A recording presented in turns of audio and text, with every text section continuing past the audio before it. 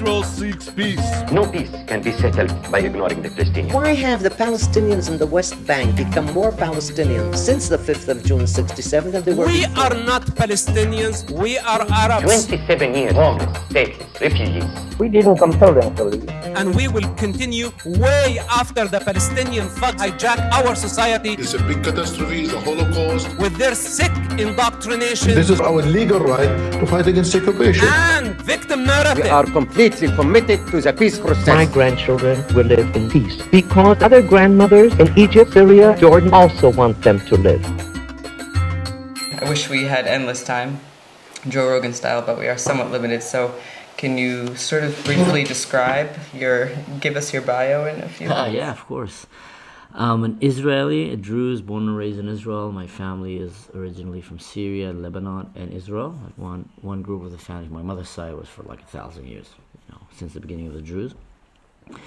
My grandfather was a commander in the Israeli army, the highest ranked, Druze commander. He was the first non-Jew that led the Mesoah.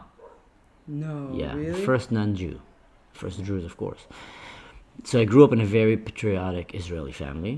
My mom is called Medina. He named her after the Medina, And then I joined the military. I was in the special forces. I was an officer. I was in hostage rescue kind of units. And then I went working and traveling the world, building an orphanage in Africa, traveling, working Royal Caribbean with cruise ships all around the world. My kid got born. His mother is German, so we moved to Germany, and then I said I want to be with my kids, so I decided to take a break from the work, and I started making one YouTube a day while I would work to see a vlog. Like I would wake up 4 a.m, go to the gym, go to the office, finish my work in 1 hour, grab a jet ski or a speedboat, go outside with my drone, film some stuff in the Caribbean, come back, edit, go back to work. And I wanted to see if I can do it once a day while maintaining my work. And then I know that I can do that as a father while giving my, family time. And it did. And then I went up, the ship was going from Alaska to Hawaii. And I got out of Hawaii, I said goodbye. And I said, tomorrow I'm going to do another video. And tomorrow was October 7th. And I was like, wow, I'm not going to make a video right now from the Caribbean or Alaska, I don't know, with dolphins. And I tried to go back to Israel to join the unit, and the unit told me, like, listen, we're in the middle of fighting right now. They were rescuing a whole kibbutz.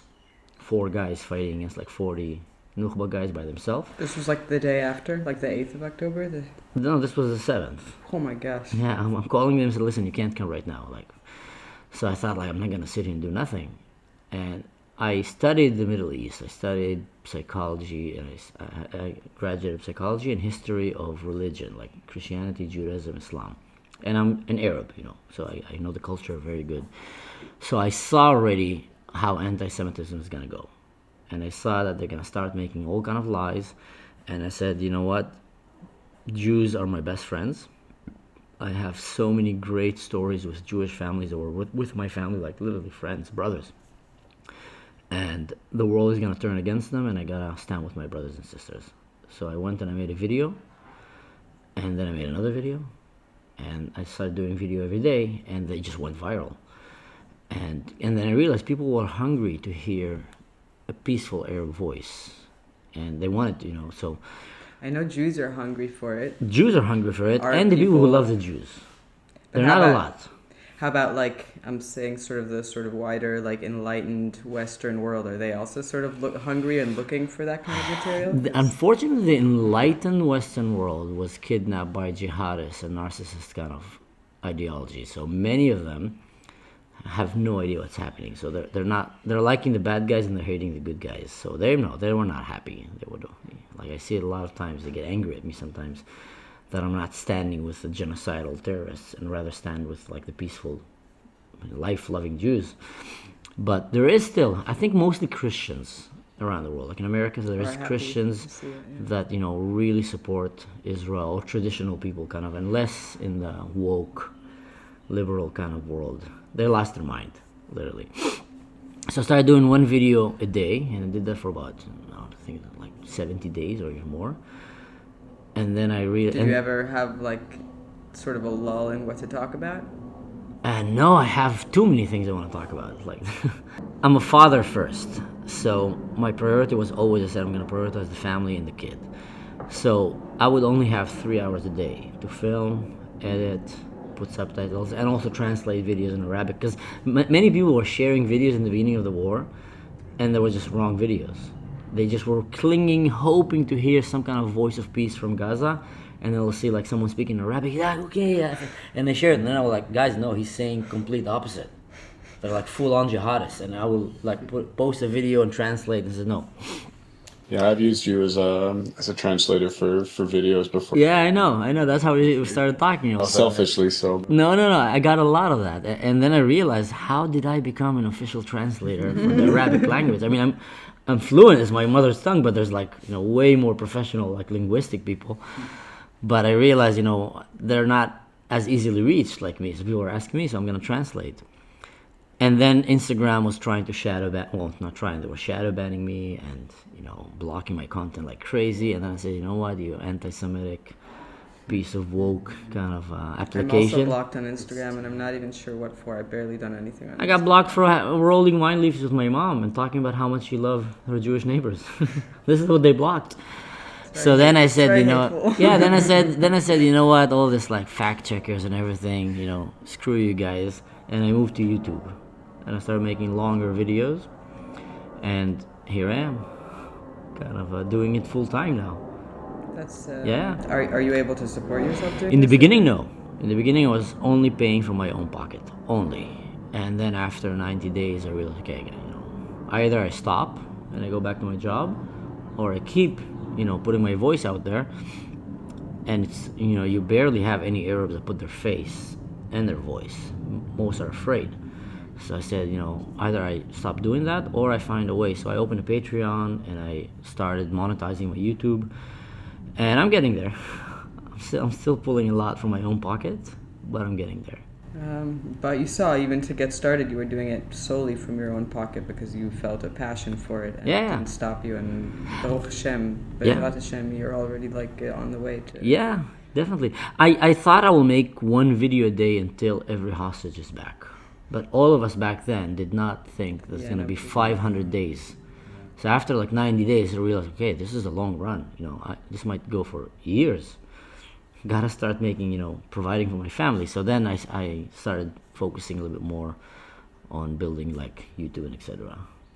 That's amazing. Do you feel like the issue that's always brought up with Hasbara is part of the reason why I'm cynical about it. And Hasbara, of course, we mean like Israel or advocacy. Yeah. But the problem is that it's like preaching to the choir, that's you'll always get but do you feel like you've been able to cause anybody else an about face? Yeah. I have a lot of criticism towards Israeli Hezbollah. I think they did a terrible job until October 7. And since October 7, they're trying, but they're still not focused. They're reaching their own people mostly. So that's why I kept all my videos in English and Arabic.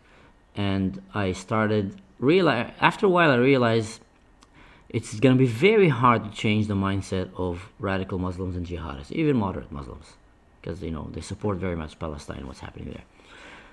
But I still have a lot of voices with them. Like I have relatives in Syria and people that I talk to, and I interviewed migrants, Syrian migrants that came to Germany. And then after the interview, they asked me to not air it, because I said, listen, it's not safe for us here in Europe.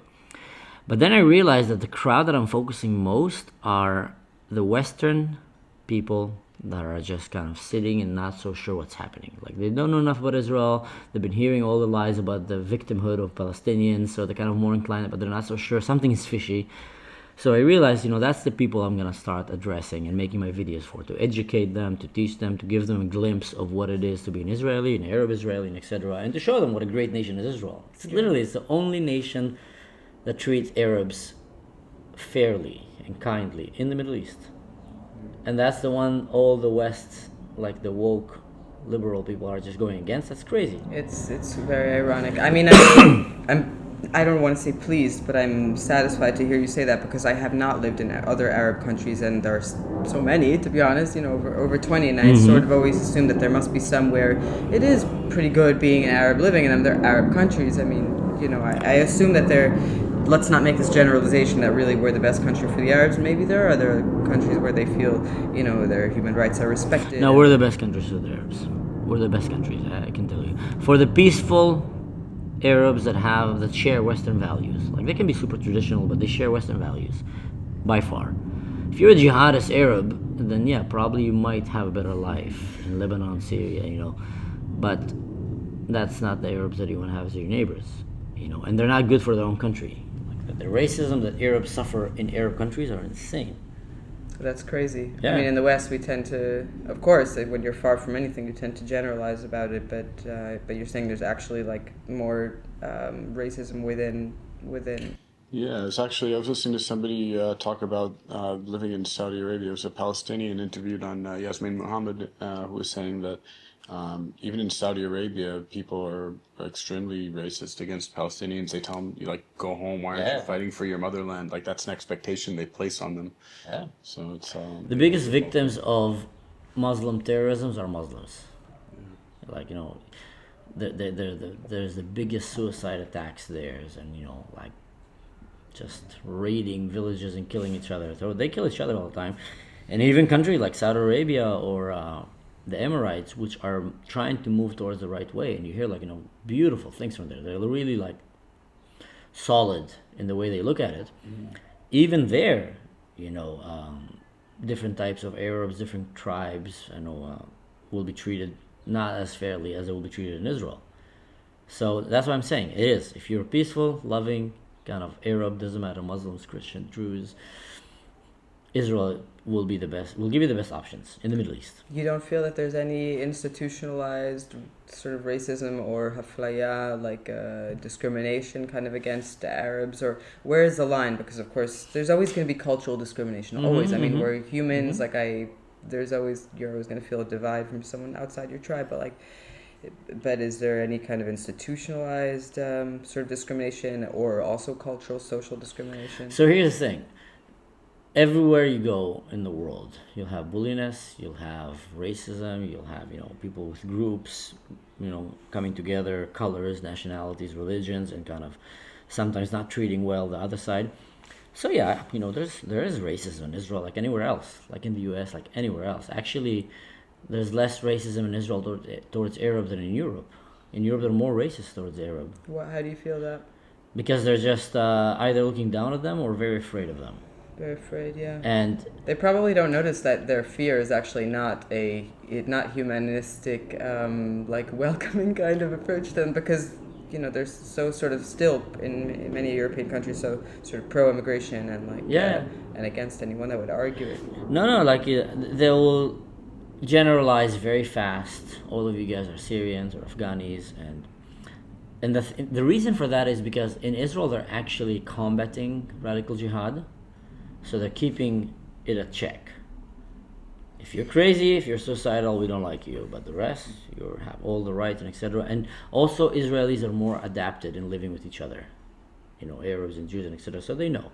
Like every Jewish person, or not everybody, many will have an Arab family that are a good family, good friends, neighbors and etc. People they buy from. Yeah, people they buy from, etc. So they know, okay, not everybody's bad and not everybody's the same. While in Europe they don't. They're sheltered from it, and sometimes they're a bit scared. But institutional, like you asked, no. Institutional, no. I think Israel, I've never felt that because I'm not a Jew or a Druze that it hurt any job or any applications I had. Never. Actually, the other way around. Could it be because you're Druze? I mean, Druze have sort of a... Could be also, but most people don't know you're Druze when they see you. You look like an Arab. There's some people in the beginning also didn't know what Druze when we first moved to the city, But I got scholarships in university just because I was a Druze, because I was a minority, And I ended up studying in university for free. So Israel gave me free education. I volunteered with street kids and etc. And so I got some other scholarship from some other places, but just institutional-wise, they were very fair, very kind. And if you're a law-abiding citizen, you're going to be fine. It was easier for me because I grew up in Eilat. So I grew up in a Jewish city, so I knew the language very well. I didn't have a thick accent and the culture, so it was very easy for me to fit in. And also to realize this is not racism from Israel. This is just an ignorant person, and there's a lot of ignorant Druze and Arabs and Muslims and Jews, so it wasn't like, oh, they're racist. No, in every religion you have these kind of people. It was very easy. So how is it that in sort of enlightened, educated Western societies they don't see this? They don't understand. They don't see what you're saying. What's apartheid? Like we're in an apartheid state. Why do people still think that? When I went to England to do my first kind of documentary vlog about anti-Semitism there, I've met two Iranian guys, Yunus and Niak. Mm-hmm. Niak is the guy that keeps holding the posters and keep getting beat up by the British police for actually holding a sign that says Hamas is a terrorist organization declared by the UK law, and they arrest them. Either the Palestinian beat him up or the British police. And when I was there, he told me I'm seeing here the exact same signs that I saw in Iran before Iran fell, and that's why I'm worried. I want to warn them. And I asked him, how is it that the left always tends up to go and collide with the radical jihad? They're complete opposite. They're misogynistic, they don't support LGBTQ, they're not kind to women, they promote underage marriage and etc. And the other side is that's their flag. That's all they stand against. We're pro gay people, we're protect kids and women and etc. and empowering. And he told me something very interesting. He says, it always happens the same. They come together because they use each other. The radical Islam needs these radical left to soothe them in to Western society, to make them look not as radical, to make them look like victims, to shame and cancel anyone that tries to talk against them. And the radical left needs these migrants always because it's a group that they can take care of and help and bring up, and also they're going to become voters and they're going to vote for them and they're going to keep them in power. But he said, but they always have the same outcome. Once they reach the top, once they take down a country and they reach the top, they start killing each other. And he says always, that's always going to happen. So they use each other to go up, to bring down a government from any other reason, but once the government is back, they can't live with each other. But when you tell somebody who feels like they're being virtuous and doing the right thing, that they're just shooting themselves in the foot, it's really hard to take somebody out of that worldview.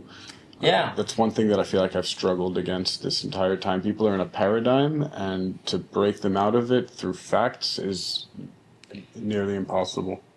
Through facts, yeah. I think facts is sort of the critical point here. When we were talking about Israeli Hezbollah, and you were saying, you feel that they really failed, and maybe they're trying more since October 7th. I have the sense that if we're failing, it's not so much because we're not targeting correctly or not putting out enough material, but I think the Jews generally are like, these are the facts. 1948 and the we got it from the UN, and 67 was imposed on us, the War of 67, and their leaders told them that facts, and they're just no. On the other side, they're not. It's not so much about facts for them. It's first of all, they have a belief in God that they are virtuous, and to the extent that they can kill, and it's justified. It's all about God. It's not about dry facts. We're coming from an intellectual point of view, and they're coming from a sort of emotional, spiritual, religious point of view. And it could be that in the Western world, whatever, the woke, I'll use that word in that in those echelons, they're maybe there's something that captivates them about this. Their zeal. Maybe we don't have that same kind of zeal, and we're these sort of intellectual, especially Jews. They've always been known for using the sechel. So maybe there's something that's intellectualizing everything. So maybe that turns off people in the Western world. And they just want to kind of, I don't know. Sometimes I feel like if and I'm not the first one who has said this idea, but that if Jews were regardless of the facts, God put us here. Mm-hmm. We're supposed to be here. We're chosen to be here, and we're doing good for the world. We're doing tikkun, and that's it. We're here. You want to fight us? We'll fight you. You want to live with us in peace? We'll live with you. Let's share in our vision. You want to go, but we're here, and because God, and that's it. Mm-hmm. Sometimes I feel that if that were more the approach, a sort of more traditional approach, then maybe that would be somehow more successful. Like, this is the Holy Land, this is our Holy Land, and If we all wore strimals and black suits and walked around with our talitim on, and yeah, maybe if the whole country acted that way, they'd be like, oh yeah, they're traditional, they're indigenous. they're indigenous. Yeah. No, I don't know. I never thought about that. Like if the whole nation would be like Haredim kind of, you know. I don't think. It's not exactly what I'm saying, of course. You know, that's Yeah. not really what I'm saying. Yeah. Like, to make everybody Haredim, you know, like No, extremized. I don't know if that would have made them treat differently. What does Rudy wear? I haven't seen it, but yeah, you spoke Yeah, about it. but I think definitely that's what I'm finding now. The best hasbara is when you're true to yourself. We're Israelis. We're not hiding it. We're Jewish. It's a Jewish nation. We're not trying to hide it. This is who we are.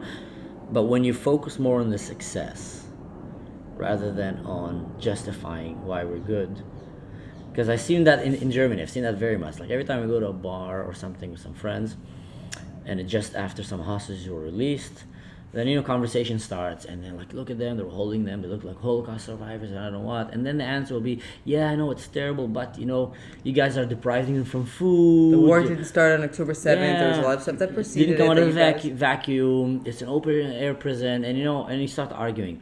But whenever I go to the same bar, same people, and that just after Israel pulled the pager stuff, or Shaldag went behind enemy lines, you know, and took down a missile silo. Same bar will be like, wow, your nation is crazy, man. Israel is such a, wow, you guys are so cool. How innovative, how... When, you know, a female pilot is flying, you know, from Israel, a fighter jet, and they go and they attack targets in the Houthis or in this. Wow, Israel is such a cool nation, empowers women. So I felt like that's why I started doing now more and more episodes, interviewing friends of mine from the service and other like interesting, inspiring Israelis, because that's probably the best hasbara that I've figured out so far. Just stop being on the defense. Stop trying to show, oh, we're good. We are giving them food. They're just kidnapping, stealing the convoys. You know, Stop trying to say we're good enough and start saying we're great. Stop trying to awesome. pull to their emotions also, because you know it's not working. Or facts. You know, facts are not helping their emotions. Just show them what a crazy cool nation Israel, how kind and beautiful and tolerant and successful, and I think that's in general was always one of the best, you know, success and revenge, if you want to call it, of the Jews after the Holocaust. They chose, we're not going to choose death, we're not going to hold in the past, we're going to be as successful as we can, and we're going to, you know, and the world is going to be blessed by that. And that is, you know, many Holocaust survivors, you know, in the meet, when you hear the testimonies, they tell you that the fact that they survived, that they lived, that they brought children, and now their children are successful, that's the best revenge against the ones who came and tried to destroy us. And that's just, it's a culture that chooses life compared to a culture that chooses death over and over. So focus on that. Yeah, you So don't that's think what that will make people say, Dafka, oh, they're so full of themselves and conceited and they think they're better than everybody. Yeah, you have people that are just morally kind of, that's cool. It's probably a peacock. No, I love this place.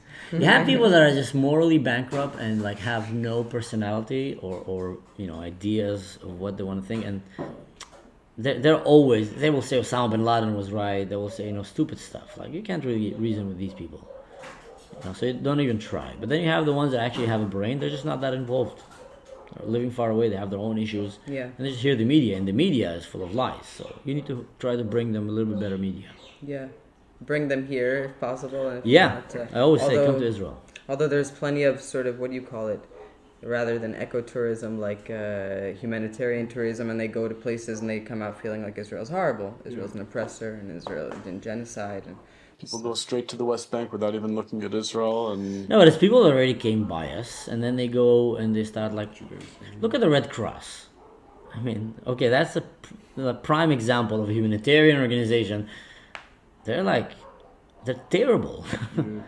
They literally became Uber Eats for terrorists. They're not doing anything. They're not condemning them. They're not condemning what happened to women and all stuff. They're just kind of going around and, you know. But they will jump and condemn Israel immediately the moment Israel will do something to defend itself. So in humanitarian world, and I had many friends from that world. You meet sometimes people that have, you know, solid views. And they tell you, I'm a humanitarian. I'm not going to politics. I'm here to help people. Give them water, give them shelter, help them build houses. I'm not getting in politics. But then you have a lot that are just very politically charged. and they usually hate the West. Yeah, but I feel like it's been that Yes, way weird. for a long time with the Red Cross, at least. I mean, I don't know how much the rest of the world is aware, but during the Holocaust, the Red Cross, they came in and they saw the camps and they said nothing about it. Exactly. It's the same thing. This Red Cross have seen terrible things in Gaza, I'm sure. Any condemnation, any pressure on Hamas, that's your job. Demand that you're allowed to go and see.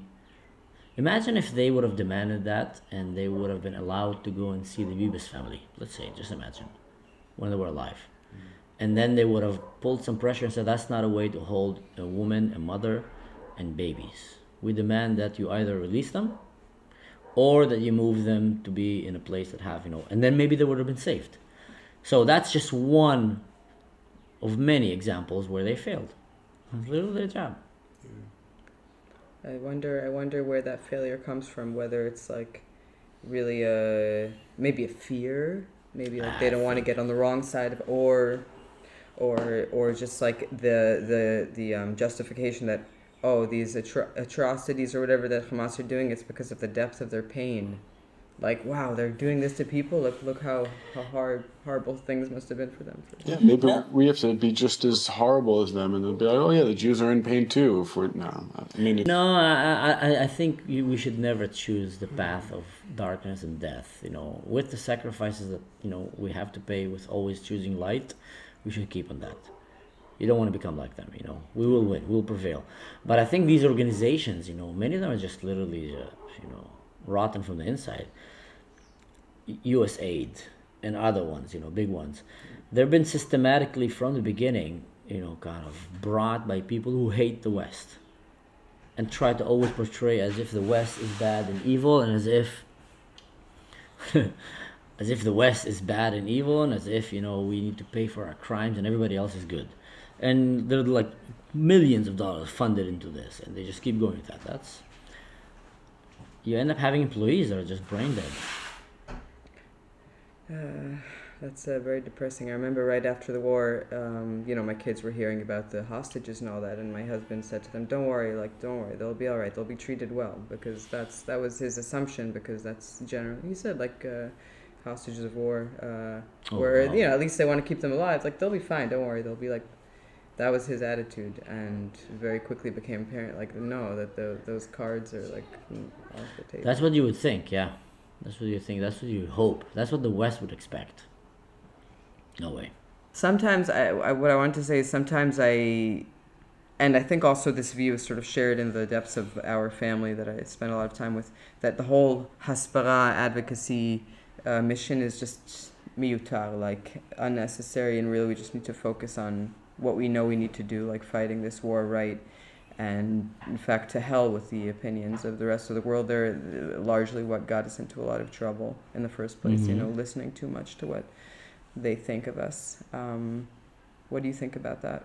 I don't agree with that. I think that was the mistake that we did before, because we ignored Hasbara, and then the pro-Palestinians were going around and poisoning, the academia and the Western liberal world just with lies, and Israel just ignoring it. Yeah, we know we're good. We don't need to prove ourselves to anyone else. And then we wake up one day and we see the level of anti-Semitism and hate and ignorance that is coming from this. It's just insane. So I think we should start now focusing on actually showing how great Israel is, and instead of being on the defense, also showing how terrible is the other side.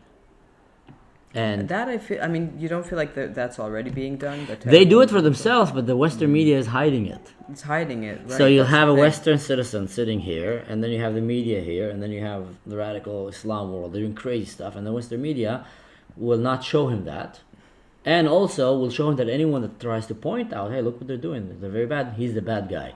So that is the mistake. We should tackle that.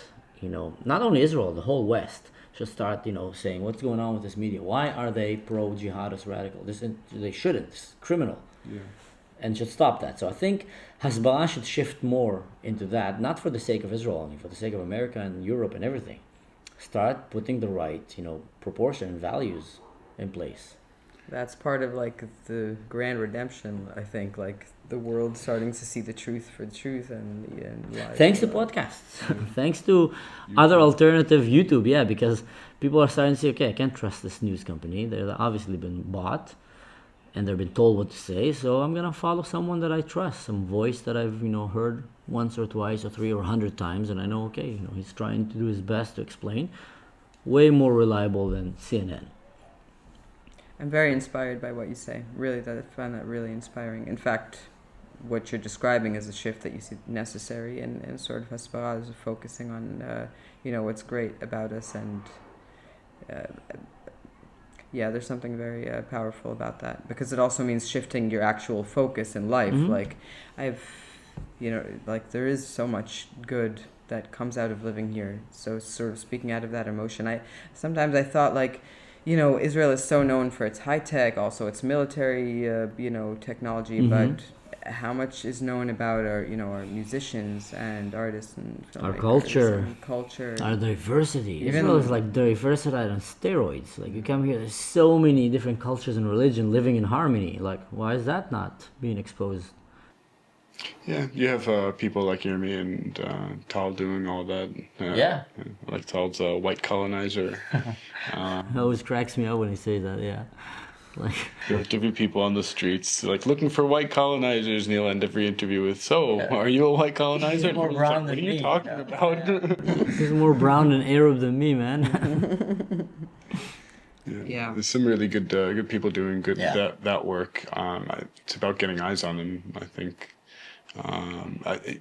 Even when speaking to people in the West who are going to rallies and things like that, I mean, they're getting smaller and smaller, and I mean, I feel like more people are joining the pro-Israel rallies. Maybe. I'm not sure. It's literally an effort for the future for your children. Like, you look at your kids and you say, I want my kid one day when he's 18, 19, backpacking the world, and he goes to a hostel. I want him to meet nice people. I don't want him to meet a toxic, purple hair girl that have no clue about life, or to meet radical jihadists that just, I want him to go and meet from all cultures. So you want the world to become more educated and better, because this is literally our job as parents.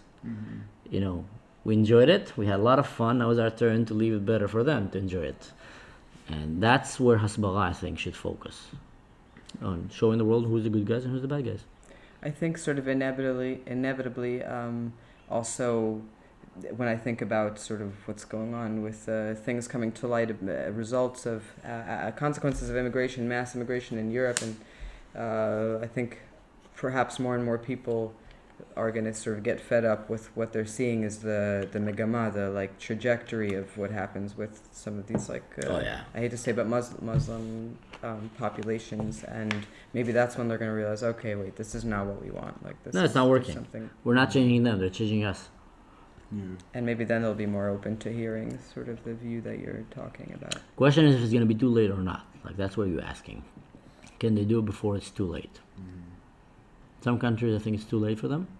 UK, France, Belgium. Some countries like Germany and others, I think they still have a chance. Still have a chance. And Germany seems to be waking up. That's what I'm seeing, at least. Not as fast as I would like them, but they seem to be waking up.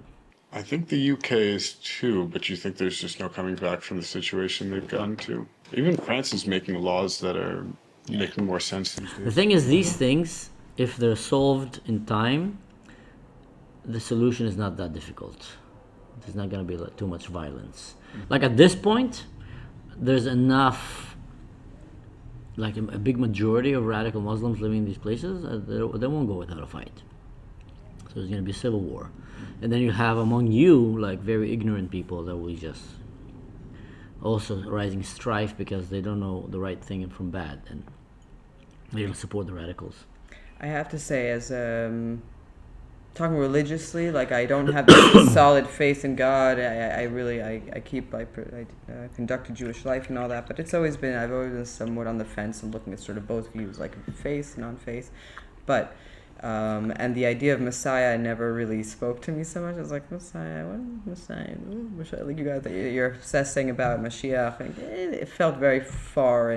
But on October 7th and what followed, more and more, not because things are getting good, or not because I see it, the Mashiach is coming, but suddenly it's like everything is going so dark in the world that it sort of feels like from above. It's almost, the convolution of dark and light and the convolution of truth and lies is getting so thick that I'm like, this kind of does feel like end of days almost that we're approaching. And maybe only the Messiah can fix this. Sometimes it just feels like such a radical shift in the world consciousness has to happen that maybe this can only happen with the hand of God, I think there's more unknown to the known when it comes to the spiritual realm. At least the way I look at it, there's just more that we don't know compared to what we think we know. But one thing, whether you're religious or not religious, is when you look at the story of the Jewish people and you tell yourself they've been peaceful and in a minority throughout history, and every time wicked force of planet Earth, undoubtedly, they were not only against the Jews, they were just wicked force. They were the ones who came and tried to destroy the Jews, and every time they failed. And all these empires came and again, with the pinnacle of the Nazis, and they failed, and the Jews prevailed.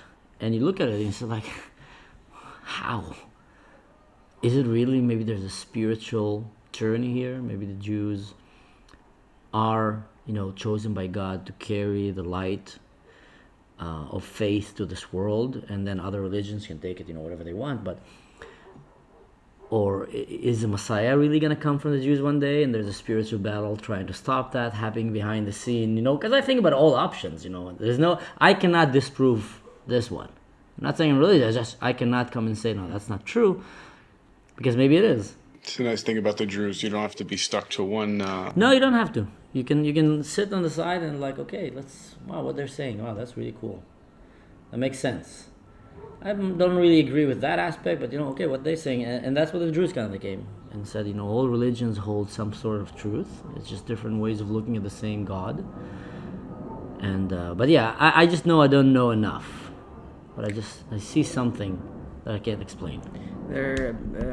About the Druze, there's so many questions I have, because everybody knows, or at least this is what we learned, that the Druze are loyal to, their whatever nation they're living in, whatever country they're living in. So I'm like, wow, we crazy about the Jews. How about the Druze in Lebanon? What are they? Are they very, very loyal to Lebanon and whatever the rulership is there? And how about in Syria? Are they our friends there too? Or so the Druze are loyal to the land, and then they come and say any government or entity that's going to be in charge of this land, if they're kind to us, we're kind to them, we're loyal to them, we'll be as good as best version of citizens they can have.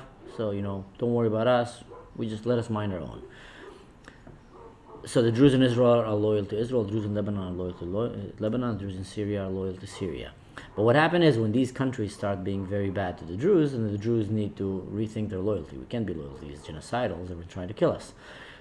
What happens is, by default, the Druze and the Jews, they get along very well. So even the Druze in Syria and Lebanon, when you ask them about the Jews, they say, they're our dear brothers, our cousins in faith. We came from the same, basically from the same God. So I have no problem with them. We like them. Now, they won't say directly we like them in Syria and Lebanon because they will get killed for that, but they have no beef with them. That's why you'll never hear of a suicide attack bombing or anything from Druze against Jews. They just have no interest in that. They're living their lives. Yeah, living their life. Now, of course, they're being educated by the education system there, so they hear a lot of lies. Luckily, they have relatives, so a lot of times, relatives from Lebanon and Syria, they'll be asking us questions like, is it really that the Jews are terrible to you guys? No, great. So, yeah, I thought so. But that's what they're telling us. Kind of. So you have that ignorance, but that's it's not out of hate, just out of lack of knowledge. Mm-hmm. I know that in Syria, the Druze want to join Israel. They've put out videos saying some of them, yeah. Yeah. Some of them, because it seemed like, from what I was seeing on social media, it was their council of some sort that had voted unanimously. So you have the Druze who are in the Druze mountains, kind of, right by the border of Israel. And then you have the Druze in Sweden, which is a little bit more inland. And in between them, there's Muslim lands. Mm-hmm. So the Druze that are close to Israel, I think they're the most one that are saying, just take us. We're here, same border. We share your same values. These guys are genocidal. Al-Qaeda just took over Syria. They're going to come and try to kill us. Mm-hmm. And then you have the Druze in Sweden, that some of them think the same, like, yeah, you know, I wish to, but they know that it's not going to happen. Like, Israel's not going to go and take all that land there, you know, so it's a problem. And then you have the conflict between the Druze themselves and in general. They're thinking, like, the only reason we survived so far is because we played the game very well. We never shared our cards, you know, kept it a bit to ourselves, and we just demanded to be respected and treated, like, you know, with dignity. But we're not gonna try to, you know, support this, support that, you know, stay out of it. And now they're with their back to the wall, where they realize that they have no alternative. Like, the other alternative is terrible. The Al-Qaeda, Al-Jawlani, Syria is not gonna be good for them. So it's either accept that terrible reality or just come and ask Israel to come and take us. And, you know, for them to come and say that, and then you had voices coming from the other side, no, don't take us. But that's, I expected that, because they want to keep their cards a little bit. Okay, if Israel doesn't take us, And we've expressed this. yeah, then we just, you know, we're doomed to a terrible fate. Need some plausible deniability. Yeah, exactly. So, is there any hope for a government in Syria that, I don't know, the Kurds winning or something that would be favorable for the Druze? Not with the way that the West sees the world today. The way that the West sees the world is very damaging to the Arab world, because they refuse to call the bad guys, and they, you know, refuse to support the good guys. So the way that Syria, like almost every Muslim country that fails, you get worse later. Like, you rarely hear of a Muslim society that, you know, had a coup and then they made something better after. It's like Afghanistan, Iraq, Libya, Syria. Yeah, but is that because of the initial intentions of the coup, or is it because the strongmen in the coup eventually take power and impose their own will? It's because strongmen in the coup take power, and because Islam allows radicalism to have a strong grip among them. So it's easy for radical groups, when there's like chaos among a Muslim country, it's easier for the radical ones to win and take over. Do you think maybe now that Trump is in office, the view of the Middle East has become more rational? I mean, I heard Tulsi Gabbard speak about it, and she was spot on about literally everything she was saying. So it seems like that administration has a more realistic perspective. I just wish he would have more years. Yeah. I'm sad that he have only 4 years, because I JD think wins. maybe I hope like someone like-minded of him will take over, because it's the first time that I'm hearing Western leader that is actually calling it as it is and offering like practical good solutions. You know, first time. Yeah, I know someone who published an article about how basically the major shift that he's trying to make happen is like looking at the Palestinian refugees as refugees like any other refugee group that can be replanted somewhere else, rather than apparently the UN made a special condition for them that they're the only refugee group that the goal for them is to put remain them back. refugees. Yeah. And that's in fact why UNRWA was created, and that's so their interest is always to just keep the war going, because they need to, because eventually they have to be left here. And they're the only refuge group with that classification. So he's just like, no, like, let's move them over there. The world needs a strong America, and when there is a strong America, the world start like making more sense. That's how I've seen it like happening. And then, you know, look, since he took office, so many things that were just seemed to be like crazy are just no more. Boys cannot compete in girls' competitions. That like seemed like the most easy choice. Like, why would you even think otherwise? You know, men shouldn't go to women's bathrooms. Watching men punch women in the face in the Olympics was a wild time that I've never Crazy. Yeah. And so many like cute girls that work all their life got robbed from their chance to win. And so many like make sense rules. Hamas is a terrorist organization. Stop supporting Iran. We're not gonna give them nuclear weapon. Who wants Iran to have nuclear weapons? So, like, so many things that were so lost and crazy in the last 4 years now are just making sense so fast. And a lot of it is because the world is also starting to respect America, because America is starting to be perceived as strong. And when the world sees America as weak, then everything goes mayhem. And I feel with the Democrats in America, and it's sad because I have great Democrat friends, but they're shifting their political party to become so weak and woke and detached from reality and just weird that the world is thinking it's like a joke. Yeah, These guys are lost their mind. People looking from outside. And so I just hope America can stay focused. And, you know, whoever comes after Trump also will, because that will bring stability to the world, undoubtedly. And wow, that's a very... yeah, I live in the world. I need America to be strong. It's just like that. Because in the span of my years, or at least my like politically aware years, America has not seemed the sort of one loyal ally to Israel that, you know, they're kind of labeled as. So I've become a little bit cynical. I'm just like, fuck America, not fuck it, but like, like why are you listening to them? Like, let's develop our own, like real weapon technology, like independence. Let's not depend on them. Like, fuck them. We don't need their money. We'll manage without their money. But I mean, of course, historically, American support, especially Jewish American support, has been instrumental in the fact that we're here. And not only Israel needs America, and America needs Israel. No, the world. The West. You know, if it wasn't for America, we'd be living right now under Nazi Germany or communist Russia. So you have very big forces in the West at play, and you have the forces of the West and the forces of, you know, different radical kind of communism, I don't know what, and they're colliding in radical Islam. And America was always the strongest champion of the West that brought and promoted Western values. And thanks to America, Europe can live as they live, and all of us are right now. So people tend to forget that. Yeah, you can criticize America a lot, of course. There's literally a lot of things to criticize America in any country.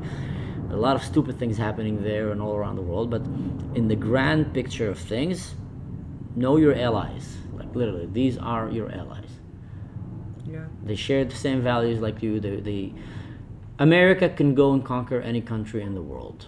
They're not. They're not going and forcing their ways. And that's the thing about the West, like Germany, France, Israel. We don't have any need to go and just conquer Switzerland. Like, it's not on our agenda even. Like, they live like they live. We live and let's just visit each other. We like going on vacation. They're coming here. we're called colonialists. That's like the first And the foremost crazy slur thing, that exactly. And the crazy thing, the only ones that are colonialists and the only ones that want to conquer the world are the ones that, you know, are enemies of the West. Like, if China had a chance, they will take it. If Russia had a chance, they will take the world. If Islam had a chance to enforce Sharia law and just enslave planet Earth and convert them, they will take it in, you know, in a snap of a finger. The West is just not interested in that. Democracy, they don't fight with each other anymore. But why is that? Because once upon a time it was. You're all the, you know, the empires in Europe. Because they separated religion from state. That was one of the big things. They came in and said, have faith, and have politics. Don't mix the two. Well, China is an atheist country, if I'm not mistaken. Russia, I don't think is. I mean, they're supposedly Orthodox, but Yeah, but their beliefs is like, it's almost as religion, basically. Like they cancel anything else, they don't accept anything else. It's a very totalitarian kind of set of beliefs, while the West says live and let live. You want to be a Jew, be a Jew. You want to think you're a unicorn, good for you. so you're saying You don't have that there. You want to be a jihadist? Be a jihadist. That's the problem. It should be stopped there. Well, so it sounds like in the East they've replaced religion with the state or politics. Yeah. But that kind of seems to be what's happening in the West now as well. People Identity politics. Yeah, people are becoming so polarized, so deep inside of their political views that they're almost replacing religion with that. They go religiously to protest. They have these views that you can't convince them out of. You know, normally politics is something you talk about to come to a common understanding, but when it's a religion, you can't convince somebody otherwise.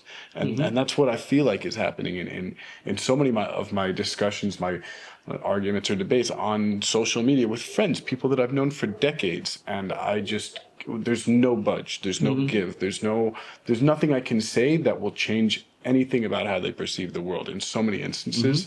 And that's a little bit of what's really been bugging me. Yeah. It's identity politics, I call it. Like when people link their identity with the politics that they follow, and then with the leader. And then if you come and you'll say something about that, I don't agree with that leader, then they'll get angry at you because they feel like you're criticizing them. But like me, I don't care who is the leader. If the leader is good, I like him. If he stops being good, I don't like him anymore. You know, I'm not going to get offended if someone is going to come and criticize a leader that I, let's say, admired or thought he was good. But then when people take it identity politics, it becomes dangerous. I remember once in the U.S., a friend of mine, a very liberal friend of mine, asked me, "What do I think about Donald Trump?" That was before the first elections, and I said, "I think honestly, right now, America needs him because you guys went so weird and stupid that someone like that can like literally put." And he got so angry because he said, "What about Hillary?" I said, "I don't trust her that much. There's something," and he stopped talking to me. Stop, friend. Yeah. Because I said I don't trust Hillary. And I got angry at him. I said, like, come on, man. We were in the middle of a conversation. You say you trust people that I don't approve with. It didn't even for a second make me not want to sit with you and watch a movie. I don't know what. This is like an anecdote. It is related, but your views. Yunai has, like, I have to say, at least with his politics has transformed in a very good way. I would say, like, he's a thinker. And he explores things and he reads, like, and he obsesses about things. So eventually, I feel like you're understanding things more clearly. But I remember as a kid, we had that friend Batya. Mom and Dad's friend Batya. Moshe and Batya. Yeah. She was a nurse, and I remember she was like talking about the blacks that she works with, and it sounded pretty racist, And I remember you got very upset at her. I don't know if you said anything to her face about it, but you were like totally disgusted with her. And I was like, Batya's cool. She's a good woman. Like, she would never do anything horrible to, like, even if she has these sort of like, whatever races, she's in fact a good person. She can have like stupid views and still be I'm not gonna like be like, Mom, you shouldn't be friends with her. She has. In my defense, I think I just finished college, so I mean we got a lot of that. Yeah. No, I mean it's to cancel people just so they don't agree with you, or because it's the wrong thing to do. Like I remember one time I was about to go and walk all of Jordan by foot with the mother of my child, and she insisted on doing that. I didn't want her to do it alone. I said it's very, very dangerous and stupid, so she still wanted to do it, so I said I'll go with her. So we stayed at my mom's place in Eilat, and as we were going, my mom came to give us the last word of advice. And my mom is a lovely woman, but she came and she says, "Please promise me one thing, never trust the Bedouin." And that European girl was like, and I was like, "Come on, Mom, just got it. This is like, no, I mean it. Trust me. I'm not saying all Bedouins are bad, but I'm saying that don't trust them. Unless you get to know that person very well, but trust me, be careful." And then the girl was like, "That's a bit racist." Yeah, older generation, I don't know what. We went to Jordan. We got robbed 4 times by Bedouins. Kidnapped. Literally. Yeah. It was just after that trip, like, she was looking at me like, "Wow, your mom was right." Now, I'm not saying all Bedouins are bad, but in general, there's some older generations that they do sometimes very stupid generalization, but there's not necessarily, either comes out of ignorance or it comes out of real life wisdom, and they just word it differently. Mm-hmm. Where today they will be considered like, super racist, what are you doing? It's like, yeah, slow down with the racist button. Like, sometimes just understand the context of where they came from. Yeah. In before fact, you judge. Your story even makes me see the things that I hear that I am almost embarrassed to admit that I will hear Jewish Israelis say, which is like, you can't trust the Arabs. Like, I've heard that a lot from perfectly good people. Mm-hmm. And like, I'm almost embarrassed to say that, and I'm almost like, well, cut this part out of the podcast because I don't want people from the West to hear it. But yeah, no, this gets said, and it's believed also. And I'm always like, I don't know, come on, there are people, and there are good people, and you've good people and bad people on every side. But they're like, you can't trust the Arabs. But they'll give an example of like what happened in in Otef Aza, like all these people, these Israelis that hired Gazans, and they were in their houses and they shared family events with them, and suddenly they go and take part in this like massacre. So that's given us a sort of proof. But like at the end of the day, even if Israelis, even if these good people that I call them good people, that they have that view, I mean, at the end of the day, I think if you put them in a room with an Arab person, they wouldn't do anything bad to them, and in fact, they might even not feel a real bias when they relate to them. So here's the thing, like, I'm an Arab. I don't like hearing when people say you can't trust Arab, obviously, but I don't usually hold it against the people who said that. I kind of hold it against my people, and I say it's our job to bring a better representation of ourselves, so people don't need to say these things, because right now I do understand them. They don't know, they're very, they don't have too many Arab friends. All they see in the media, and what they hear, these stories, is crazy stories that actually happened. So the Arab world should go and work to fix that. And I think every culture, if you choose, and that's one thing cool about the Jews, they could have chose to be victims so many times, But they didn't choose to hold the victim card. They went and didn't hold the grudge against the Germans, and we hate them. They have great relations. There's so many Jews living right now in Germany, and good friends with the Germans, because they said we remember the past, but we choose the future, and we're gonna make a better future. And I think also Arabs and also Bedouins. It doesn't matter what. There is a reason that some of these stigmas got stuck into them, and there is many people there that says we're gonna bring a better reputation for ourselves, and that is the right approach.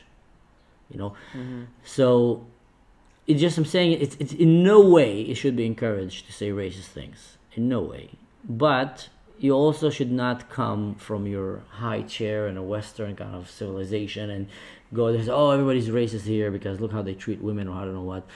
If you were born there, you'll probably be doing the exact same thing, if not even worse. So try to understand also where they're coming from and see between the lines. Also, I think it's very easy to accuse other people of racism or discrimination against this and this and this group if you're not actually living with those people. I mean, you live there first, live and interact, and then, say I'm not racist. Like, you're not even... Or people that live in Tel Aviv, left-wing, Israelis in Tel Aviv that are very pro peace and get out of the settlements and all that, but they don't have interactions with Arabs hardly. Yeah. I mean,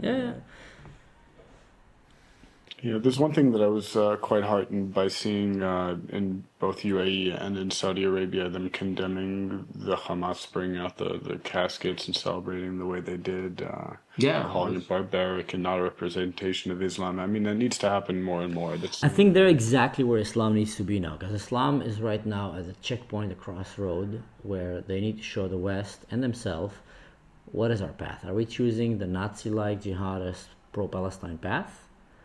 Or are we choosing the path where we're going to bring Islam to a place where Islam is going to be known for a religion that believes in tolerance and coexistence and treating people fairly, treating women's rights, children's rights, etc. Because every religion had that path where they were going. Because if you look at any religion, even in Judaism, you look at the story of Joshua when he was going into the land. He got commanded by God to basically go and kill every man and women and children in that land. That's crazy when you think about it. The men fought them, they lost, and now the women and children are hiding under bed, and you drag them out. So doesn't matter how many mental backflips you want to do in your brain to justify it. That's a crazy reality. So every religion have a path that you can justify theologically, but I'm talking a medieval kind of path that they went through. But the question is, where is that religion going? And you look at Judaism and Christianity, they're going to beautiful places. They're going to places where they're adapting.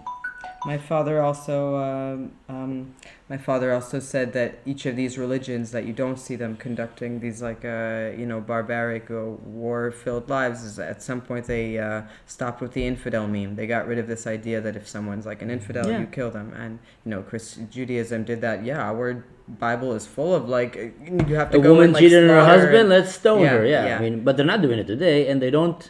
You won't find almost a normal rabbi today that'll tell you that's the right thing. If someone will say he want to do it, he will call the police on him. Yeah.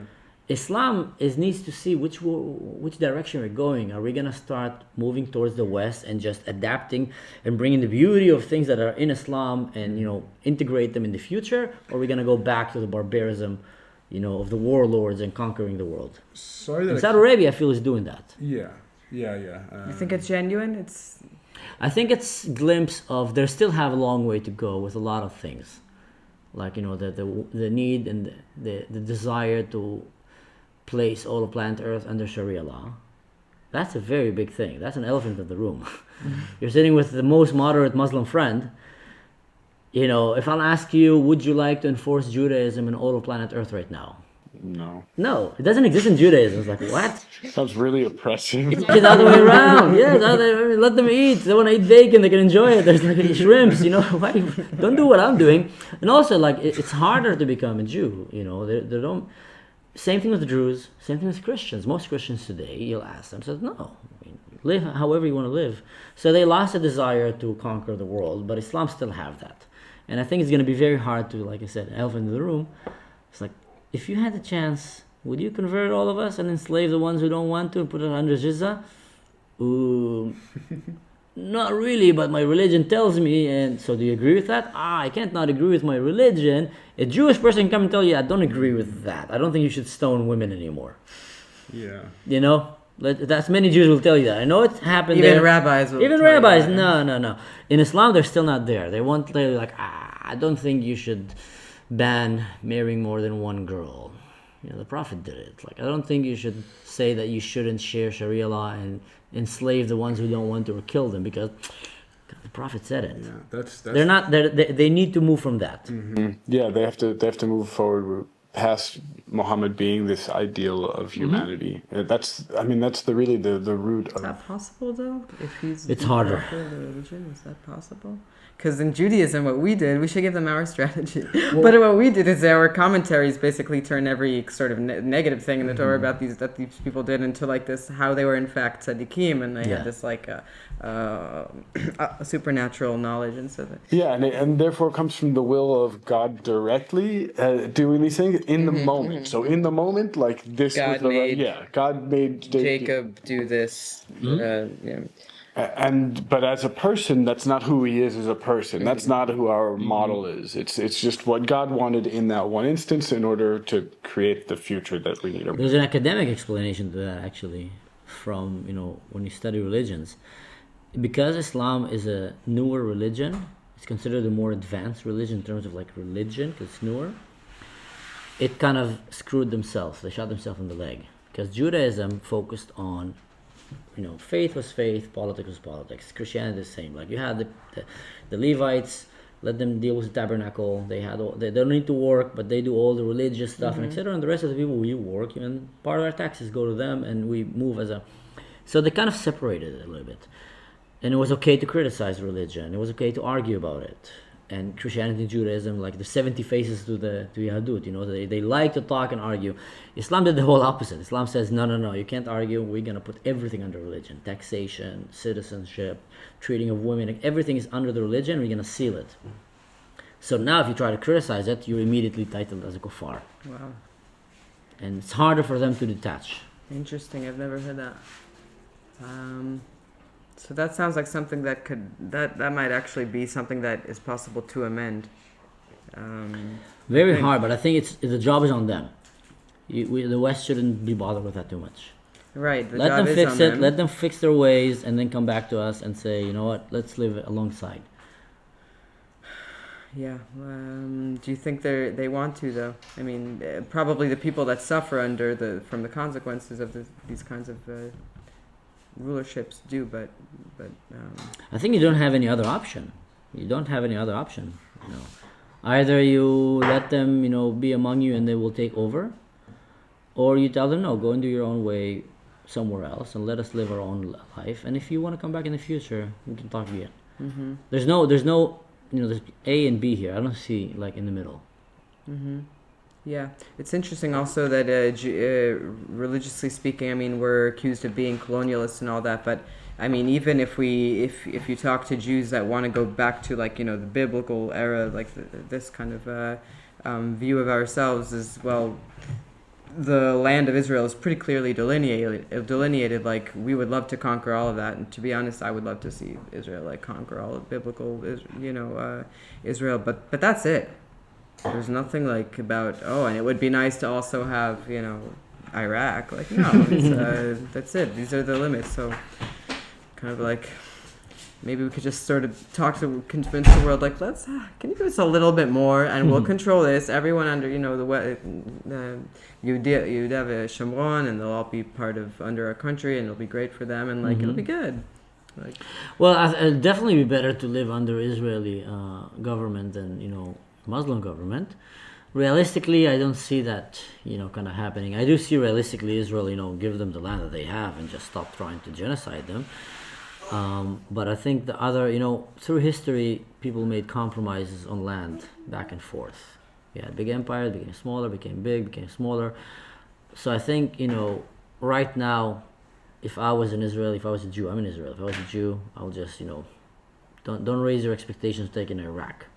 Probably not going to happen anytime soon, and it's going to be very complicated, and it's probably not necessarily going to be good also. You really want to rule over 8 million Jews, really want to rule over 300 million radical Muslims. I mean, seriously, probably not. Sometimes Can we settle this issue now, Lola? that's just giving practical advice. Seriously, it's probably going to be good for them, maybe not so good for you guys. So take what you have and just keep doing a great job and making it a great country. Now that could change in 25 years, 50 years from now. I don't know. It's like things change, but right now, seeing it, I think I would like to see at least the Judea and Samaria be Israel, no longer be considered occupied. No longer be considered I'll give you West- another vision that I would like to see, which I think would have been amazing. Imagine now Muslim countries around Israel abandon their way of jihad and become peaceful and tolerant, and they start having as if in Europe, open borders between countries. You drive from Holland to Germany, don't even cross the border. You can go work in every country freely. You respect, everyone's under the same kind of law. The Middle East will become richer and more successful than Europe anywhere in the world. They have the weather, they have the resources, they have the manpower, the science, the Jewish brain. It's going to be crazy, beautiful. That would be a beautiful, realistic kind of future. Jewish brain in an Arabic body. yeah. Very mighty, very hairy. but Hairy and smart. Hairy and smart. Yeah. No, but seriously, how that would be beautiful. But the only one stopping it is Islam. They're the ones stopping it. I think the Jews will definitely go for that. What? It'd be great. We can go visit wherever you want. Come, tourism, science. So, sorry for bringing it back to Syria again, but I think what they're going through right now is really interesting and can go in so many different directions. Are you aware that recently, the past couple of days, they brought Jews from Europe, I think it was, the Syrian Jews, back to see their homes? Really? Yeah, I'll send you. In Syria? Yeah, in Syria. I'll send you that. I wish I can find it. Syrian Jews. Yeah, Syrian Jews, and they're with the government touring things. Now, I have to check that again because I was shocked when I saw it, and I kind of saw it in passing. But I think there might be some, I keep hearing that al-Jolani is, an Islamist and can't be trusted, but he's also making pleas to the West saying, we're going to moderate. And so I don't actually know what's happening in Syria, but I'm very confused. But also there's a slight bit of optimism that I'm saving for it. But you also see what they're doing to the Alawites in the streets and all that. Here's the thing, we in the West, that's our fault and our strength. We always want to believe in good. So you want to always hope for the slightest chance that there is innocent people in Gaza, the slightest chance that there is a shift of regime in Syria and they're going to go good because he shaved his beard a little bit and you have a jacket now. He's dressing like Zelensky. Wow, you know what, maybe he is. But then when you talk to the Syrian friends of mine and relatives, they tell you, are you crazy? It's like he's Al-Qaeda, ISIS.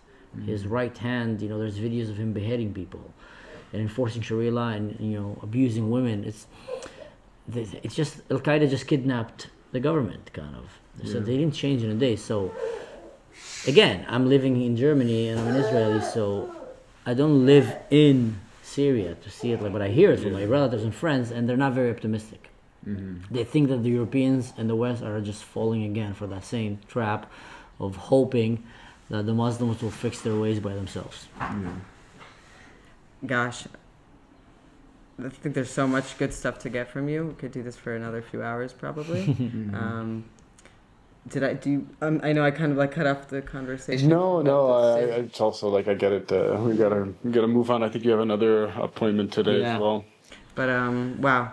It's been really an honor and enlightening so much to speak with you, and wish we could do this again sometime. Yeah, I mean, if I'm ever back here, I'd love to bring my kid here. Yeah. It has the coolest backyard here, animals and anytime. Goats, sheep, dogs, peacocks. Yeah. So your son is in Israel, actually? No, he's gonna come in 2 weeks. He's gonna come. Okay. 2 weeks. Bring him here. I'll promise we'll show him a good time. We're gonna be in Eilat with his grandmother. He's gonna be for 2 weeks with his grandmother, and I'm gonna be every day with him on the beach. That's what I said. Sheshbesh, hummus, and my friends can come visit me. I'm gonna be in the same spot on the beach for 2 weeks. Wow. with my kid. Amazing. Yeah. Where's your spot? I'm not gonna say it online. Probably the same spot as we. Probably the same spot. Yeah, exactly.